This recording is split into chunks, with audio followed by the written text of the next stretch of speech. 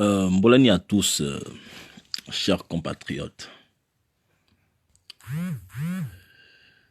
Euh, En 1967, Omar Bongo prend le pouvoir.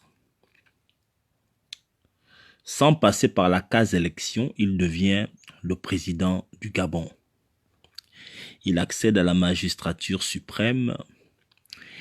Il dirige le Gabon de manière successive pendant 42 ans. Lorsqu'il décède au pouvoir en juin 2009, les Gabonais disent que Ali Bongo ne viendra pas au pouvoir, alors qu'Ali Bongo est déjà annoncé comme étant candidat à l'élection anticipée de 2012-2009. Les Gabonais décident et disent, je me rappelle, j'étais déjà âgé, j'avais un certain âge, j'étais en âge de voter, je veux dire. Les Gabonais disaient à cette époque-là, non, Ali Bongo ne passera pas. J'étais au PDG, Parti démocratique gabonais, parti au pouvoir, à l'intérieur duquel je militais pour que Casimir Oyomba prenne le pouvoir. Mais la réalité à cette époque-là nous amena à comprendre que à l'intérieur, il n'y avait pas eu une élection démocratique parce qu'il fallait choisir un candidat que le PDG allait accompagner et que Ali Bongo allait s'imposer et il finit par s'imposer par la force, ayant occupé à cette période-là le ministère de la Défense pendant 10 ans. Donc Ali Bongo, déterminé, s'imposa d'abord au sein du Parti démocratique gabonais. Avant, bien évidemment, de la même manière, de s'imposer à l'élection présidentielle anticipée de 2009. À la surprise des personnes les plus réticentes à sa candidature, et voilà. Ali Bongo a succédé au pouvoir, pourquoi? Parce que les Gabonais n'étaient pas unis, parce que la société civile n'est pas forte, parce qu'il y a un fossé entre le peuple et les hommes politiques de l'opposition. Il y a un fossé entre le peuple et la société civile. Voilà pourquoi Ali Bongo réussit à s'imposer en 2009. Et lorsque j'observe, et je fais une analyse qui est concrète, entre 2009 et aujourd'hui, je me rends compte que le fossé entre le peuple et l'opposition est encore plus profond et plus grand qu'en 2009. Vous comprenez? Et aujourd'hui, Ali Bongo s'est imposé il y a quelques années, peut-être 3 ans en arrière, il s'est encore imposé à une deuxième élection présidentielle qui n'était pas cette fois-ci anticipée, elle était constitutionnelle parce qu'on attendait, c'était la fin du mandat 2016. Il s'est imposé. S'est imposé de la même manière qu'en 2009, c'est-à-dire en tuant les Gabonais. Pourquoi? Parce que nous ne nous organisons pas. Aujourd'hui, ça fait un peu plus de 3 ans que ce bandit-là, Ali Bongo, est au pouvoir, décédé il y a 1 an, c'est-à-dire le mercredi 24 octobre 2018, Ali Bongo est frappé par un deuxième AVC qui l'emporte. Lorsque je dis qu'il décède, je m'entends parler, je sais de quoi je parle. Il est soit mort physiquement, soit mort cliniquement, ou il est mort politiquement dans son incapacité à gérer de manière normale les institutions. Et on peut le ressentir aujourd'hui par ses nombreuses absences à la scène internationale. Tout le monde convient avec moi que pendant les premiers mandats d'Ali Bongo, il passait sa vie dans les avions. Même lorsqu'il n'était pas invité, Ali Bongo débarquait dans des sommets internationaux, dans des colloques, dans des réunions internationales, même à Charlie Hebdo. Vous vous souvenez, à Charlie Hebdo, en France, lorsqu'il y a eu Charlie Hebdo, Ali Bongo n'était pas invité, mais il avait débarqué, il était venu. Alors qu'il n'était pas invité. Donc Ali Bongo aimait bien aller là où on ne l'appelait pas. Parce qu'il aimait prendre des photos. C'était un gars qui aimait les selfies. On l'appelait le président selfie. Alors, un homme qui n'est plus capable de faire ce qu'il avait l'habitude de faire, pour moi, il est un homme décédé. C'est ce que Mazuna Ali Bongo Abva. C'est terminé. Bon, maintenant, les gens peuvent épiloguer comme bon leur semble sur mort ou pas mort. Ça ne me regarde pas. En ce qui me concerne, Ali Bongo est décédé, il est mort. Du moins dans sa fonction de président, ça c'est sûr et certain, il n'est pas capable de gérer. Son dernier discours en Nzangayong, à la clôture de la villégiature de Farjon, est encore une preuve. Quelqu'un qui a toutes ses facultés cognitives ne peut pas arriver en public. Un an plus tard, est venu nous délivrer un message aussi incertain. Un message qui n'avait aucun sens du début, de l'introduction à la conclusion. En quoi qu'aux conclusions, il faut chercher. Donc, pour moi, Ali Bongo est mort. Il y a eu un sommet à Sochi. Quelqu'un qui est venu parler à Nzangayong, qui dirige les conseils des ministres, Ali Bongo aurait dû être à Sochi s'il dirigeait le Gabon. Il n'est pas venu à Sochi parce qu'il est décédé.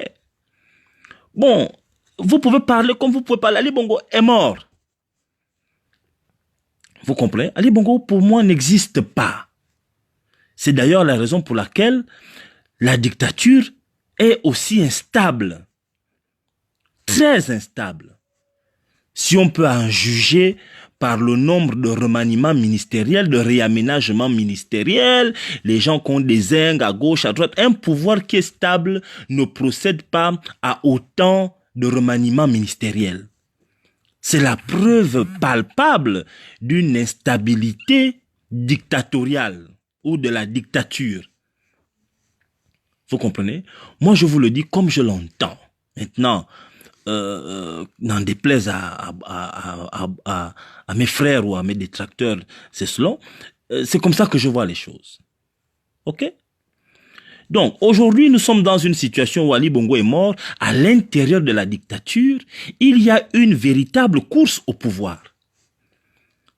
Il y a une course au pouvoir et c'est la raison pour laquelle vous avez vu dernièrement, on a dézingué Farjon et non pas seulement Farjon, accompagné de tout son gang, le gang des Agéviens. Ils ont été dézingués à l'intérieur de la machine de la dictature. Dézingués. Je remarque que dans la résistance, beaucoup ne semblent pas comprendre ou accepter que la page Farjon est en train d'être tournée parce qu'ils pensaient que Farjon était l'homme qui était placé, la Gève l'homme placé. Nous, on savait que là, on comprend un certain nombre de choses. Même si on n'en parle pas souvent, c'est pas tout qu'on dit n'importe comment, mais on comprend. Alors, moi, je voulais vous dire ceci. Maintenant qu'on tourne la page à Gève, la page Farjon, qu'est-ce qui se peaufine à l'horizon? Le profil que nous avons à l'horizon, ce qui semble apparaître à l'horizon, c'est le visage, la bouille du petit Marocain, là, comment on l'appelle, Noureddine. Le Marocain fait son entrée, ce petit frère marocain. Il est en train de rentrer sur la scène. Comme cela avait été prévu, hein. On le savait à un moment donné que le petit allait rentrer sur scène à un moment donné ou à un autre. Je pense que les Gabonais doivent s'attendre à voir Noureddine sur la scène publique beaucoup plus qu'hier. Attendez-vous à voir Noureddine qui va s'imposer à vous. Vraiment. Maintenant, la question que je vous pose, comme je l'ai dit tantôt, nous avons été gérés par le père, 42 ans. Le fils, c'est la mort qui l'emporte encore, comme le père la mort l'a emporté. Là, le fils l'emporte par la mort. Et là, l'enfant que j'ai surnommé le Saint-Esprit rentre sur scène. Bon. Qu'est-ce que nous allons dire? Est-ce que nous allons nous contenter de dire Amen? Amen, Amen, Amen. Bon, le Père, le Fils, le Saint-Esprit. Bon, est-ce qu'on va respecter ça? Est-ce que vous ne trouvez pas que c'est quand même inadmissible que notre pays soit dirigé tour à tour par le Père, le Fils et le petit-fils du Père? Sans interruption, sans aucune forme de contestation solide et sérieuse de la part de nos hommes politiques, de la part de la société civile, de la part du peuple. Le peuple. La notion de peuple. Tout pays, la souveraineté d'un pays est incarnée par le peuple.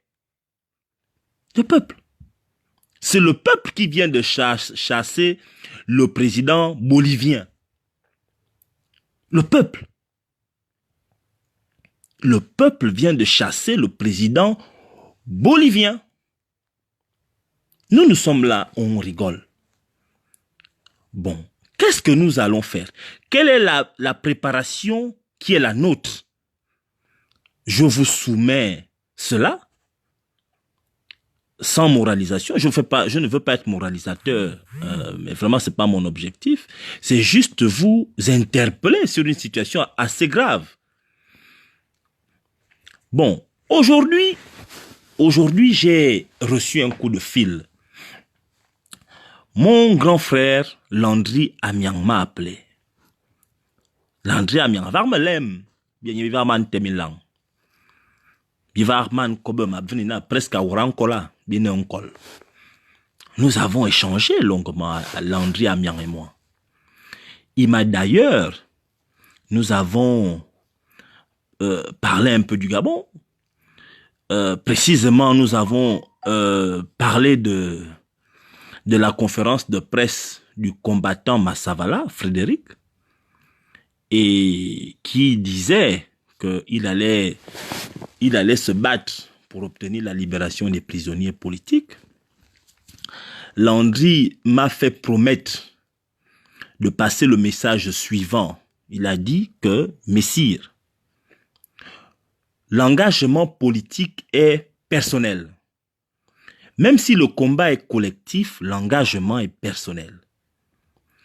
Il m'a dit de dire ceci, que lorsqu'il s'est engagé dans la politique, dans la libération du Gabon, dans le combat pour la libération du Gabon, il était conscient que ce n'était pas un jeu. Il disait que son héros Mandela, Nelson Mandela, qui a fait 27 ans de prison, si Mandela a fait 27 ans de prison et au bout des 27 ans, son pays a été libéré, lui, il ne voit pas pourquoi il doit se plaindre après seulement 3 ans. Il m'a donc dit en conclusion que Frédéric Massavala peut sortir de prison, d'accord. Il peut décider de prendre la route qu'il estime être la meilleure pour sa participation dans le combat, d'accord, il a le droit de le faire, mais Landry n'étant pas le seul prisonnier politique, il le comprend aussi, il ne faut pas cependant que son nom soit mêlé au discours qui consiste à justifier cette nouvelle façon de se battre, disant qu'il cherche à obtenir la libération des prisonniers politiques. Landry doit demander que son nom soit exclu de ce projet-là, qui consiste à dire non, moi je vais me battre pour obtenir la libération des prisonniers politiques. Il n'est pas dedans. Donc aujourd'hui, lorsqu'il m'a appelé, il m'a dit, messire, tu es mon frère, je suis ici, je ne peux pas parler en public, mais je t'exige, il faut que tu me promettes que tu vas passer ce message. Il faut le faire dans les délais les plus brefs. C'est ce que Landry m'a demandé de passer comme message. Il m'a dit, tu dis que je t'ai appelé et tu dis que on ne doit pas mêler mon nom à ce projet-là. Bon, j'ai compris, je lui ai dit, bon, Landry, je vais passer le message, comme tel qu'il est dit, je ne vais pas enlever un mot, je ne vais pas ajouter un mot. Je vais le dire exactement de cette manière-là. Donc il m'a dit, c'est pas facile en prison, mais il y a un prix à payer pour la libération. Voilà ce que Landry m'a dit de dire. Et point, on met Landry à côté. Plus que je viens d'évoquer le nom de Frédéric Massavala, j'ai également été interpellé par certaines personnes, certains Gabonais qui me suivent, qui m'ont posé la question, savoir ce que je pensais de la conférence de Frédéric Massavala. Moi, je vais vous livrer mon point de vue. Bon, écoutez, moi je suis comment je peux dire ça, un compétiteur. Je ne m'en vante pas, mais j'ai fait de la compétition à mon niveau. Et lorsqu'on est en compétition, on ne passe pas son temps. On ne passe pas son temps à discuter sur ceux qui abandonnent, qu'on estime qu'ils abandonnent. Si vous estimez que quelqu'un a abandonné le combat, ne vous attardez pas sur lui pendant le combat. Nous sommes en plein combat, on se concentre sur ce qu'on apporte au combat. Vraiment, moi j'avais décidé normalement de ne pas parler de la conférence de Frédéric Massavala. Je n'en voyais pas l'utilité, mais puisque les Gabonais aiment bien parler, ils aiment bien qu'on leur explique certaines choses, il n'y a pas de problème. Je pense que Frédéric Massavala a le droit de prendre la décision qui est la sienne, de poursuivre son combat comme il l'entend à travers son expérience, comme il l'a si bien dit lors de sa conférence que j'ai regardé avec beaucoup d'attention. Je pense que moi, en tant que résistant, mon rôle, c'est de me concentrer sur ce que j'apporte dans la résistance. Qu'est-ce que j'apporte pour que notre pays rentre un peu plus vers la libération? Vous savez, en politique, voilà ce que la politique m'apprend. En 2016, Maranga Moussavou quitte Jean Ping. En 2016, Maranga Moussavou quitte Jean Ping, alors qu'il était le premier à féliciter Jean Ping. Il quitte Jean Ping, il rentre dans le gouvernement en tant que vice-président. Il est chassé de là-bas et même pas 3 mois après avoir été remercié par cette dictature-là, une photo sort où Jean Ping est dans la maison de Maranga Moussavou. Voilà ce que moi je retiens. C'est cela la politique. Donc je ne serais pas surpris demain de voir Jean Ping main dans la main avec Massavala. Voilà la politique. Les personnes qui ont participé hier à faire ceci ou cela, aujourd'hui, pour des raisons de point de vue, pas d'objectif commun, on peut recréer des alliances. C'est cela la politique.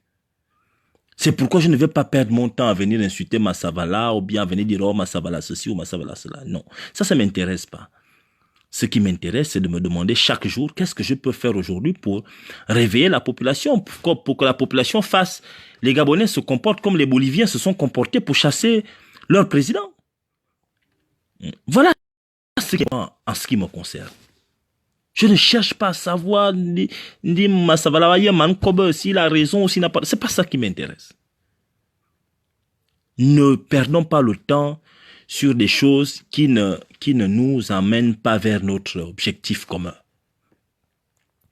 Je sais une chose, c'est que Jean Ping n'est pas le propriétaire de la résistance. Il n'est pas le propriétaire de la résistance. Jean Ping est le propriétaire des gens qui le suivent. Et tous les résistants ne sont pas forcément des pinguistes. La résistance est immense. Il y a même des PDGistes qui sont résistants. À l'intérieur du PDG, là, il y a des résistants. Ce ne sont pas forcément des pinguistes. Ce sont des personnes qui veulent la libération du Gabon. Il y en a dans le PDG. Moi, je le sais. Il y a plusieurs partis politiques dans l'opposition. Et ces partis politiques-là ne sont pas forcément avec Jean Ping. Dans la résistance ici, il y a des gens qui veulent absolument que le Gabon se libère, mais qui ne sont pas avec Jean Ping. Moi, je suis avec Jean Ping. Je suis un partisan de Jean Ping, en ce qui me concerne. Mais je respecte aussi les Gabonais qui ne pensent pas comme moi, qui estiment que à côté de Jean Ping, il faut penser à, il faut faire autre chose. Il faut faire quelque chose d'autre aussi. Il faut les respecter parce que personne n'a la science infuse. On ne sait pas qui va faire tomber le Gabon et qui va libérer le Gabon. Voilà, je vois les Gabonais crier Kelly Ondobiang, Kelly Ondobiang. Mais Kelly Ondobiang était à la garde républicaine là-bas. Il était au palais. Mais il gardait qui au palais? Il ne gardait pas les opposants, il gardait les pérégistes. Mais Kelly Ondobiang, que tout le monde dit, oh Kelly, avec ses potes. Ceux qui sont morts là, qu'ils reposent en paix, Dieu les accueille dans son royaume. Mais ces gars-là, ils gardaient les pédégistes. Et pourtant, ils se sont levés à un moment donné, ils en ont eu marre. Ça veut dire que dans la dictature là, il y a des résistants dedans. Moi, je vous donne vraiment mon sentiment de manière froide. Le problème chez nous, c'est que nous rentrons trop dans des émotions. Nous rentrons trop dans les émotions. Quand Kelly s'est levé et il a demandé aux Gabonais de sortir, les Gabonais étaient tellement étonnés qu'ils ne savaient même pas si c'était vrai, si c'était une farce. Parce que nous, on regarde, nous sommes très forts pour entrer dans les conspirations. C'est quand ils ont vu les morts. Si Kelly n'avait pas perdu, si le groupe de Kelly n'avait pas perdu quelqu'un, on aurait dit que non, les gars étaient défendus. Mais comme il y a eu des morts, c'est pourquoi on a commencé à les prendre au sérieux. Voilà ce que moi je retiens. Les gens ont commencé à les prendre au sérieux parce qu'il y a eu... Excusez-moi, c'est parce qu'il y a eu des vendus. C'est parce qu'il y a eu des morts. Il n'y aurait pas eu des morts dans le groupe de Kelly, on aurait dit c'est des bandits. Oh non, ils sont payés. Alors, moi je vous interpelle pour dire aux Gabonais, soyons sérieux et concentrons-nous sur notre organisation. Qu'est-ce que nous mettons là-dedans? Quelle est notre organisation? Parce que à tout moment, un autre Kelly Ondobiang peut sortir et dire, bon les gars, on fonce. Est-ce que nous sommes prêts? Imaginons quelqu'un d'autre sorte. Un autre là sort tout de suite, il nous demande, les Gabonais, sortez maintenant, venez. Est-ce que nous sommes prêts pour sortir? Parce que moi, ce que je retiens, c'est que le jour où Kelly Ondobiang est sorti pour demander aux Gabonais de venir, tous les hommes politiques avaient fermé leur portable. Les Gabonais, tout d'un coup, avaient fermé leur portable. Personne n'est sorti dans la rue. Et pourtant, Kelly Ondobiang venait de la même dictature que nous combattons là. Vous comprenez? Ce n'est qu'après que les gens se sont rendus compte que mais le gars, le petit, était sérieux.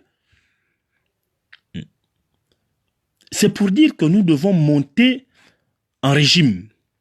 Dans le sérieux, il faut des concertations, il faut des réunions, il faut des organisations, il faut faire un certain nombre de choses.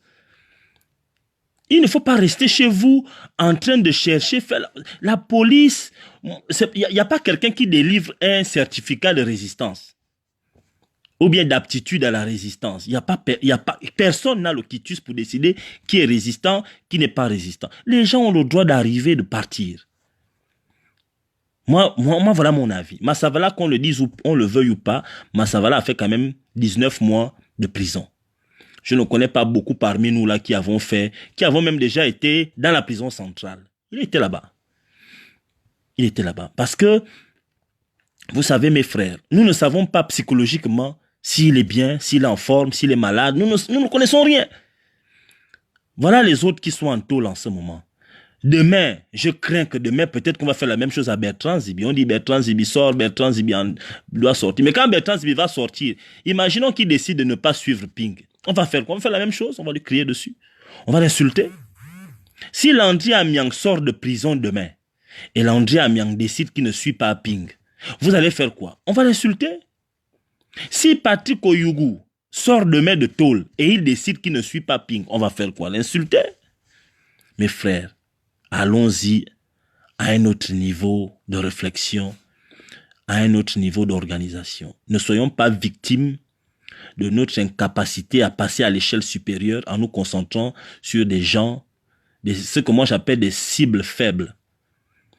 Battons-nous contre les cibles qui en valent la peine. Les cibles qui en valent la peine, c'est ne perdons pas de vue les raisons pour lesquelles nous nous sommes engagés. Quand on s'engage dans un combat comme celui dans lequel nous sommes, il y aura des défections, il y aura des personnes qui vont partir parce qu'elles sont fatiguées.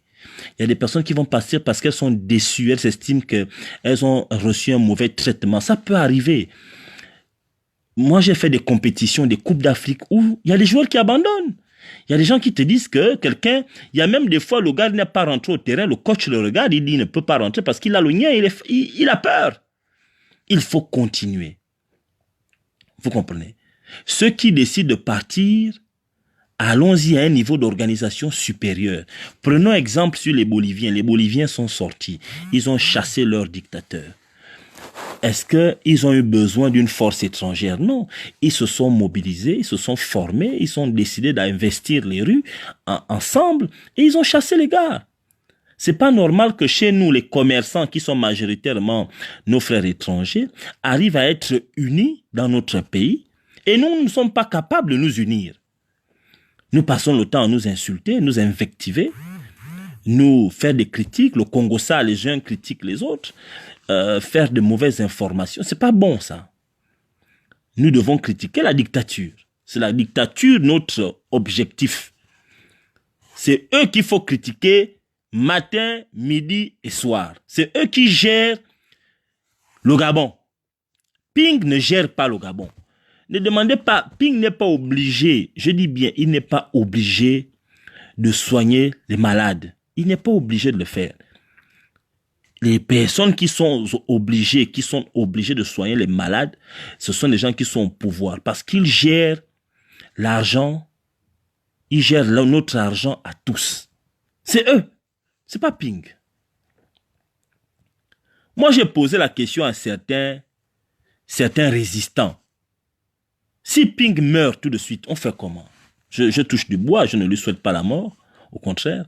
Mais Ping nous lâche tout de suite. Qu'est-ce qu'on fait? Est-ce que nous sommes préparés aujourd'hui à continuer le combat si Ping part? Voilà les questions qu'on se pose. Les questions que moi, je me pose. Parce que moi, je peux dire que je suis fort seul, mais il faudrait savoir une chose, c'est que le combat, l'engagement politique est individuel. L'engagement politique, ou bien dans le combat, on s'engage parce qu'on a des convictions et c'est personnel. Mais par contre, une fois qu'on est engagé, le combat devient collectif. Parce qu'un homme seul ne peut pas faire tomber toute une dictature. C'est pas possible. Il faut un collectif, il faut une organisation. C'est ça qui fait tomber une dictature. Pas tout seul. On ne peut pas y arriver tout seul. C'est pourquoi je passe mon temps à poser la question aux Gabonais. Mais mes frères, qu'est-ce qu'on fait? Moi, je n'ai pas la science infuse. Je ne peux pas vous dire que je connais tout ce qu'il faut. Mais je suis dans une organisation citoyenne. Je suis membre d'une organisation politique. Je suis dans un parti politique. Je milite dans un parti politique. Et l'organisation citoyenne dans laquelle je suis membre, qui est le Conseil gabonais de la résistance, je suis membre depuis et nous continuons de faire ce qu'on peut pour améliorer les conditions de vie des Gabonais.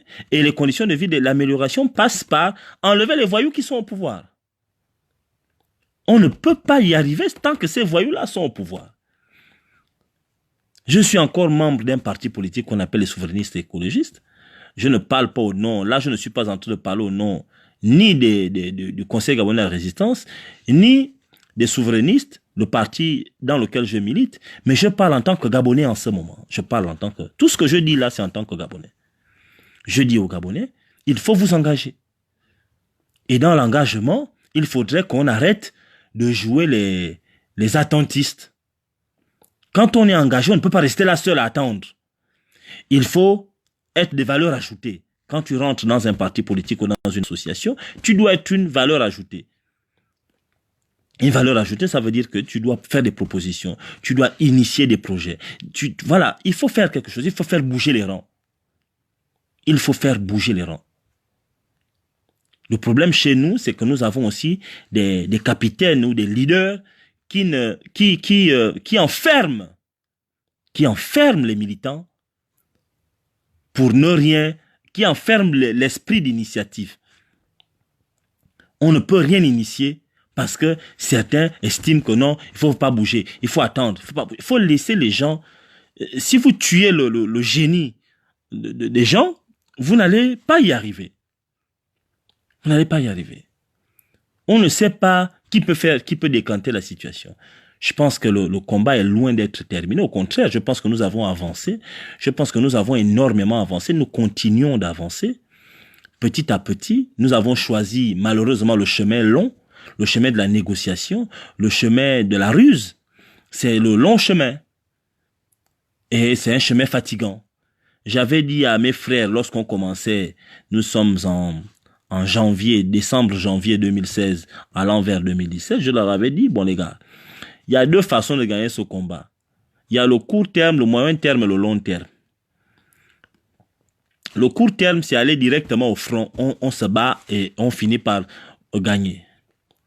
Le moyen terme, c'est dire que bon, on se donne 2 ans, 3 ans, on s'organise, on fait du lobbying, voilà tout ce que nous sommes en train de faire là.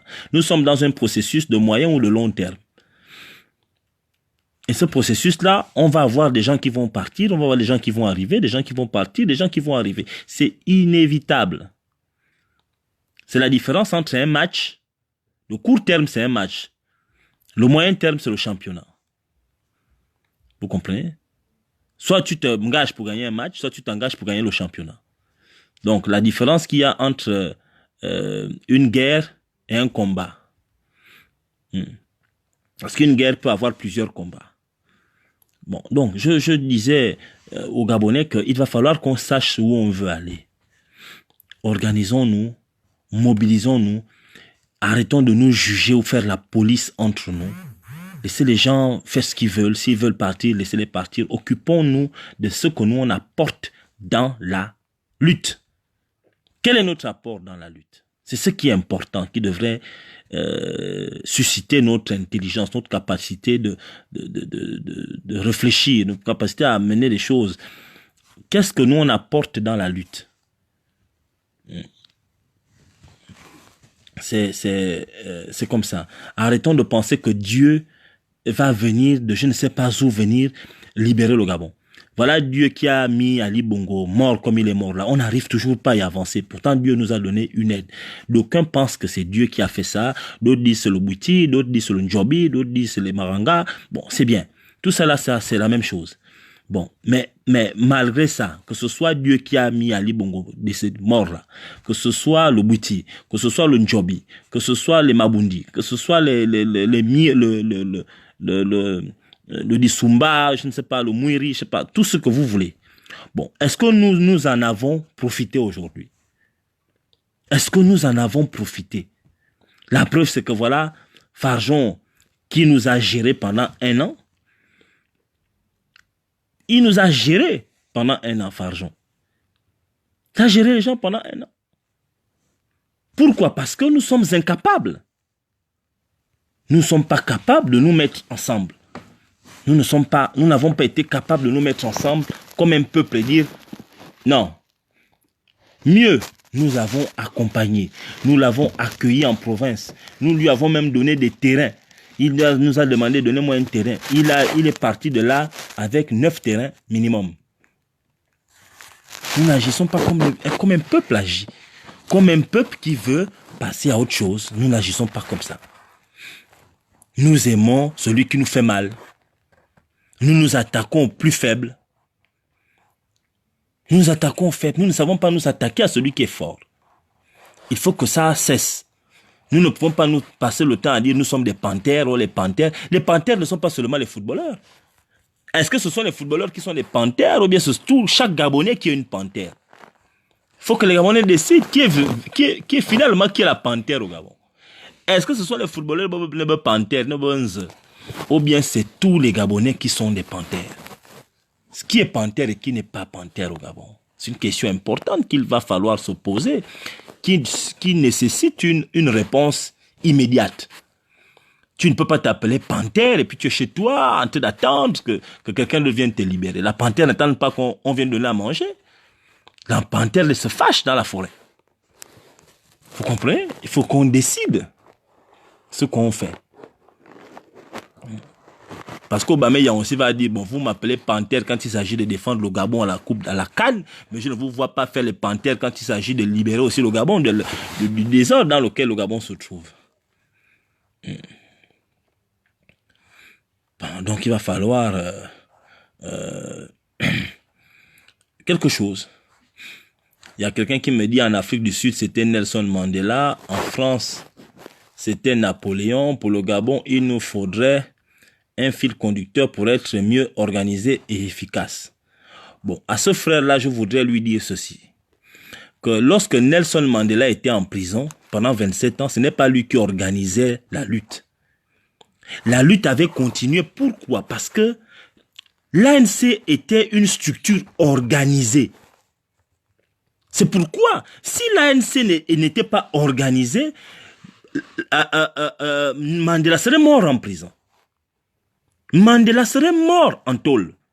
Mais Mandela a survécu en tôle. Pourquoi? Parce qu'il savait qu'il avait laissé à l'extérieur une structure puissante organisée. L'ANC était organisée et à l'intérieur de l'Afrique du Sud et à l'extérieur de l'Afrique du Sud, dans le combat. Les chanteurs sud-africains étaient engagés dans la lutte. Les chanteurs sud-africains. Vous avez Myriam Makeba qui a passé quasiment toute sa vie en exil, qui est même décédée en exil. Je pense, si j'ai bonne mémoire. Vous avez les femmes comme Brenda Fassie qui étaient engagées. Même si elle est morte jeune, ses parents, il y avait beaucoup vous avez un gars comme... il y avait même un blanc là, qui est mort là, comment on l'appelle, le blanc qui vient de mourir là, Johnny Clegg, qui était engagé contre la lutte anti-apartheid. Il y a des gens qui étaient engagés. Les gens étaient organisés. Il y avait le groupe de l'Inkata, qui était un groupe qui n'avait rien à voir avec l'ANC, ils étaient des brutes, mais les gars étaient engagés. Le problème, c'est que les autres s'engagent et ils ne s'engagent pas de manière individuelle dans leur maison. On a une expression qu'on aime utiliser dans la lutte que j'aime pas trop, c'est l'élection « je suis un électron libre ». Qu'est-ce que ça veut dire être un électron libre? Mais engageons-nous dans des associations. Lorsqu'on est dans une association, on n'est plus un électron libre parce qu'on est dans des structures organisées. On est dans des structures organisées. Moi, je ne peux pas dire que je suis un électron libre. Je suis soumis à une certaine discrétion. Il y a des choses, il y a des éléments, des informations que j'ai que je ne pourrais jamais venir dire dans les lives. Il y a des rencontres que je fais avec des Gabonais de tous les côtés que je ne peux pas, dont le contenu, je ne peux pas venir dire dans les lives. Moi, je savais qu'on allait dézinguer Farjon depuis, mais je ne peux pas venir dire ça dans les lives. J'ai même dit, glisser même le 31 octobre 31 octobre, j'ai quand même dit que Farjon va être dézingué. On était au courant d'un certain nombre de choses et on sait pourquoi.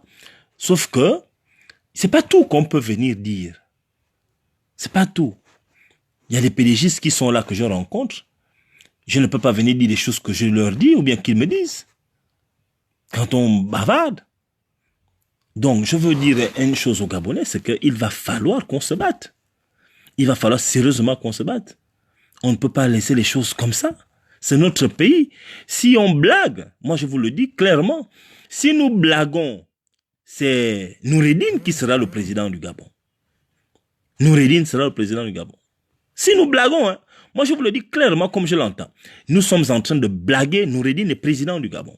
C'est clair. Si nous blaguons, Noureddine, président du Gabon. Tout comme en 2009, les Gabonais ont blagué en 2009, Ali Bongo est passé comme une lettre à la poste. Donc, il est temps pour nous les Gabonais de savoir ce qu'on veut véritablement. Qu'est-ce qu'on veut? Qu'est-ce qu'on veut? Et comment on fait pour obtenir ce que l'on veut? C'est ça, c'est là où on doit aller. Parce que nous sommes trop dans les intérêts personnels. Nous sommes trop plongés dans « Oh, qu'est-ce que je gagne ?» Nous ne regardons pas le pays. Et je vous le dis en conclusion, pour ne pas être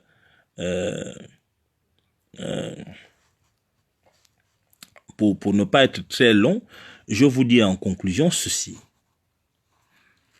La libération du Gabon est supérieure à la prise du pouvoir par Ping. Pour que Ping prenne le pouvoir, il faut d'abord que le Gabon soit libéré. C'est-à-dire qu'il faut, à minima, il faut que Ali Bongo ne soit plus au pouvoir.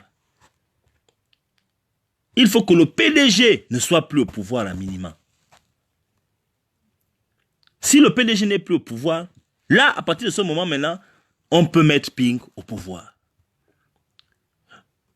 Donc, avant de vous concentrer sur la prise du pouvoir par Ping, concentrons-nous d'abord sur la libération du Gabon, des mains et de l'emprise d'Ali Bongo, et même étant cadavéré, comme il est cadavéré là, de la prise de Sylvia Bongo, de Noureddine, et du groupuscule d'individus pédégistes qui gèrent le pouvoir. Voilà la première bagarre, la première concentration qui est la nôtre. Il faut d'abord enlever les enfants là. Maintenant, ce n'est qu'une fois qu'eux ils sont partis du pouvoir que nous pouvons ensuite chercher à mettre Ping au pouvoir. Ou on fait les deux concomitamment.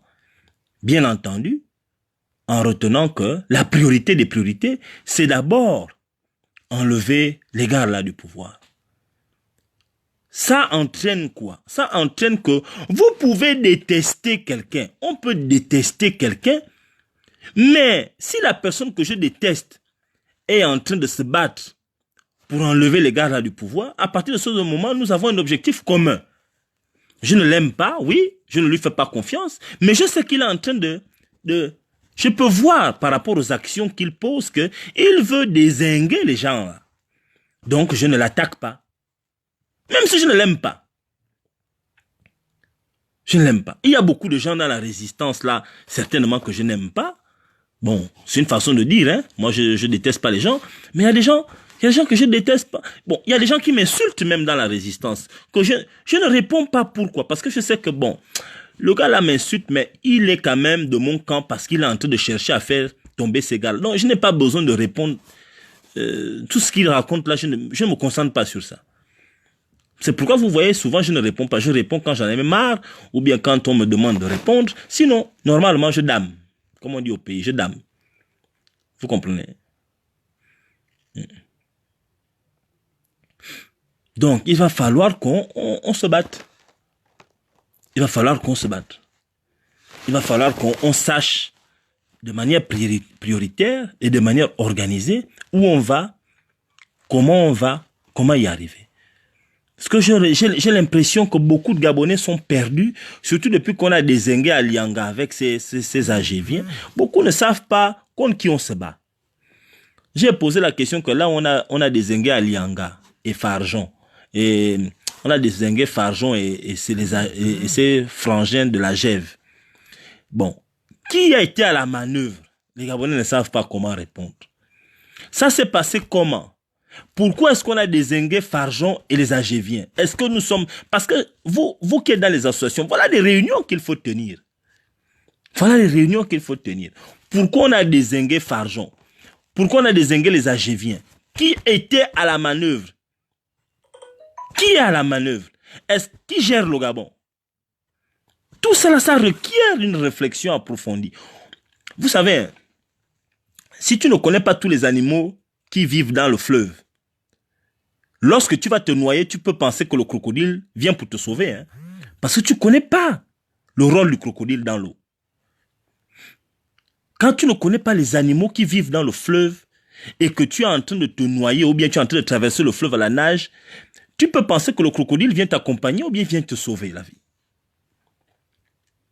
Mais quand tu connais la fonction du crocodile et tu vois le crocodile arriver, tu es dans le fleuve en train de nager ou bien en train de te noyer, tu ne vas pas toucher le crocodile. C'est un proverbe de chez nous. C'est la même chose dans la lutte. Il faut savoir qui est-ce qu'on combat, qui gère cette dictature-là. Quelle est la fonction de chaque individu? Quelle est la force de chaque individu dedans? Moi, tous les pédégistes que j'ai rencontrés l'année dernière, tous les pédégistes que j'ai rencontrés, je leur ai dit que Farjon là va tomber. Je leur ai dit Farjon ne va pas aller loin. Et je l'ai même dit dans mes lives, je disais que Farjon là ne va pas aller loin parce que c'est pas un homme politique, il n'a pas un comportement politique. Il n'est pas fin en politique. Je le disais ça. Il n'est pas fin en politique. Donc, c'est ce que je voulais vous dire. Bon, on me dit c'est Akrombessi. Mais moi, je vous dis qu'Akrombessi n'est pas venu au Gabon. Hein. J'ai mis tout mon réseau à Libreville. Il n'y a pas quelqu'un qui a vu Akrombessi. L'histoire qu'on dit qu'Akrombessi était au Gabon, là, c'est un mensonge. J'attends toujours la photo d'Akrombessi. Il n'y a pas quelqu'un qui m'a dit qu'il a vu Akrombessi avec les yeux dans Libreville. Il n'y a pas quelqu'un. Akrombessi, cette histoire, on dit qu'Akrombessi au Gabon, là, minal. C'est faux. Moi, je veux la preuve. Vous tous qui êtes en train de m'écouter là, dites à vos gens, Akrombessi ne peut pas quand même arriver, c'est pas un fantôme. S'il arrive à Libreville, on va quand même le prendre en photo quelque part. Dites-moi qui a vu Akrombessi. Je veux sa photo où il est à Libreville aujourd'hui. Pas les vieilles photos d'avant.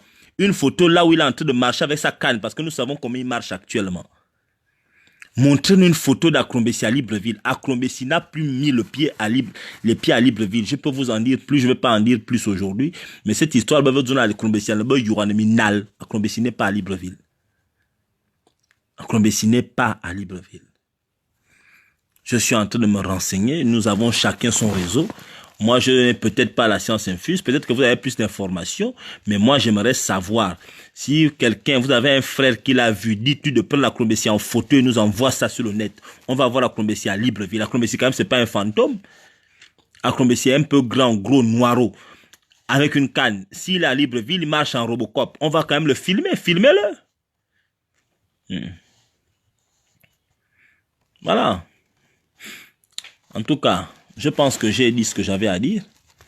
Que Dieu protège le Gabon. Bye bye.